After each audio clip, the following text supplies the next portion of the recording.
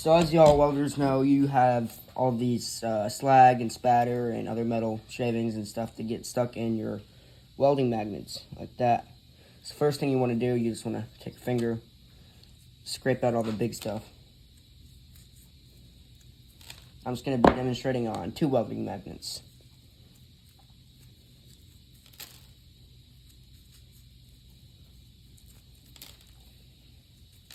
From there, you want to take your air compressor and a simple nozzle like that. You're just going to